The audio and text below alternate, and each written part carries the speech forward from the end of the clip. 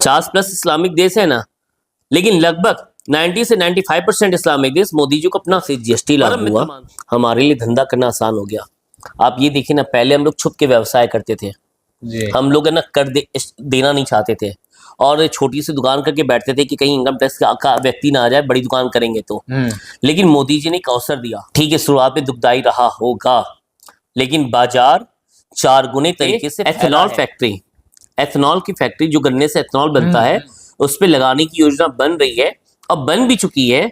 बस ये सरकार ये चुनाव के बाद उस पे काम शुरू हो जाएगा। पीछे प्रभु श्री राम और माता सिया की एक सुंदर तस्वीर दिखाई दे रही थी, और अभी जब बात स्वामी प्रसाद मौर्य की आई तो सोचे क्यों ना इन दोनों का एक कनेक्शन लिया जाए। जिस प्रकार से सदैव स्वामी प्रसाद मौर्य प्रभु श्री राम और रामचरितमानस पे तीखे सवाल उठाते हुए आए हैं और रामचरितमानस को सदैव एक मिथ्या यानी कि अफवाह बताते हुए आए हैं। ये राष्ट्र का दूसरा नाम राम है। हाँ। मित्र, अभी आपने देखा होगा मोदी जी के नेतृत्व में एक बड़ा निर्णय आया राम मंदिर का, क्योंकि मोदी जी 140 करोड़ लोगों को, चाहे वो हिंदू समाज हो या मुसलमान समाज हो, सबके सम्मान में खड़े रहते हैं। इसका जीता जागता उदाहरण दे रहा हूं। कारण अन्य पार्टियां कहती हैं कि मोदी इस्लाम विरोधी हैं, वो लोगों को भ्रमित करती हैं, जबकि उन्होंने इस्लाम के सम्मान में इस्लाम पे कोई दाग न लगे 3 तलाक को भी खत्म किया। वास्तव में वो 3 तलाक कहीं ना कहीं अपनों को ही प्रभावित करता था। हमारे घर नहीं तो हमारे बगल के घर कोई ना कोई बहन बेटी प्रभावित होती थी। लेकिन उनके जो भी निर्णय मुसलमान समाज के लिए भी आए, तो उस निर्णय से आप ये देखिए ना, जो इस्लामिक देश है, इस्लामिक देश ने भी मोदी को अपना हीरो माना है। 50+ इस्लामिक देश है ना, लेकिन लगभग 90 से 95% इस्लामिक देश मोदी जी को अपना परम मित्र मानते हैं। तो राम मंदिर के मुद्दे पर भी, चाहे इस्लामिक देश हो या भारत का मुसलमान हो, मोदी जी के साथ ही खड़ा है। तो पडरौना के व्यवसायी किसके साथ खड़े हैं?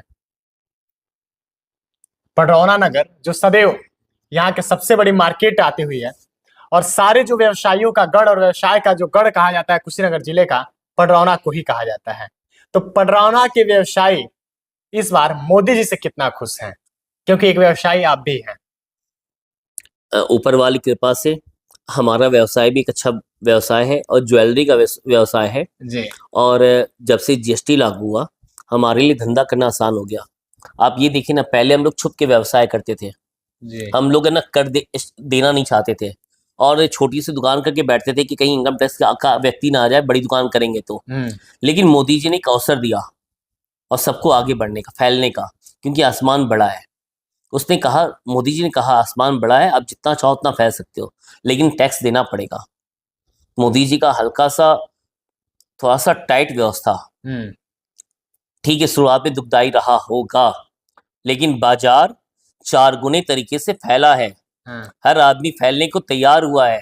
आप सोशल मीडिया उठा के देखिए, जिसके पास कोई बिजनेस नहीं था, अगर उसके पास स्किल है तो शून्य से ऊपर उठा है।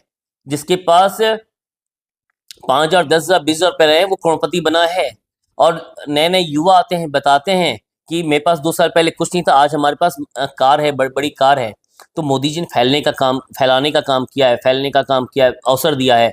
तो निश्चित रूप से इस समय बिजनेसमैन बहुत खुश है मोदी से, उसके पास दूसरा ऑप्शन है ही नहीं। अच्छा, कुछ चर्चाएं हम आप पे भी करना चाहेंगे। हाँ, बताएं। हमें सदैव से सुनने को ये मिला है कि एक आपने दिल्ली तक पैदल यात्रा निकाली थी, उसका कारण क्या था? पैदल यात्रा किस लिए था? ये तो बहुत पहले का विषय है जी। यहाँ से दिल्ली पैदल गया था क्योंकि मैं संगठन का भी व्यक्ति हूँ, लेकिन साथ ही साथ अपनी मातृभूमि का बेटा भी हूँ। हम संगठन के व्यक्ति हैं, लेकिन साथ ही साथ कुशीनगर जनपद कोई गैर नहीं है, उसका भी मैं चेहरा हूँ।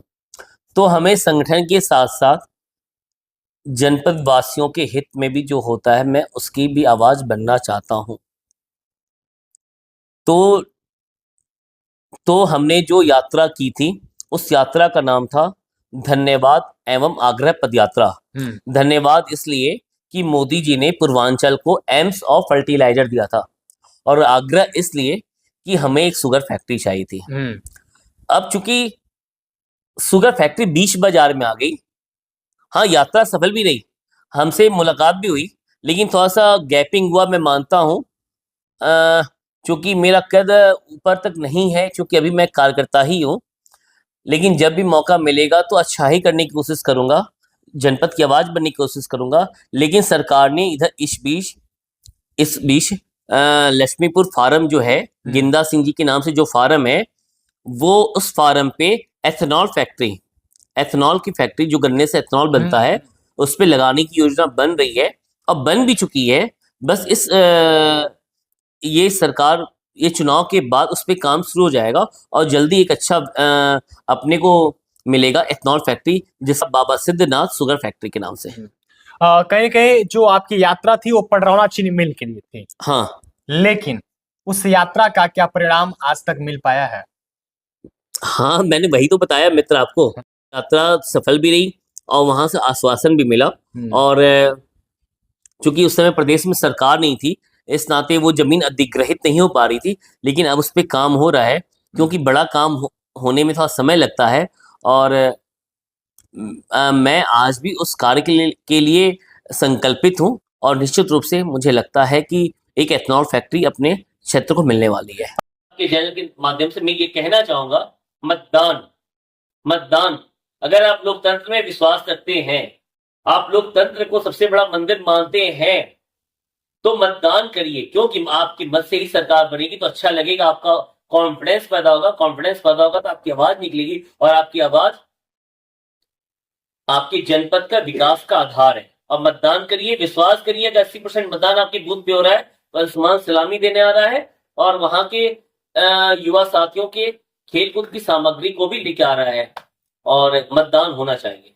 बिल्कुल, हमारे बीच अंशुमान मनका जी थे। इन्होंने अपनी इस राजनीतिक कुशीनगर की दौर के बारे में अपनी कुछ व्यवसायिक बातों को रखा और उसके साथ साथ कुछ चुनावी चर्चाओं को भी रखा। इनका यह चरित्र, इनका यह व्यवहार और इनकी यह सादगी आप लोग कैसा लगा जरूर बताइएगा। जय हिंद।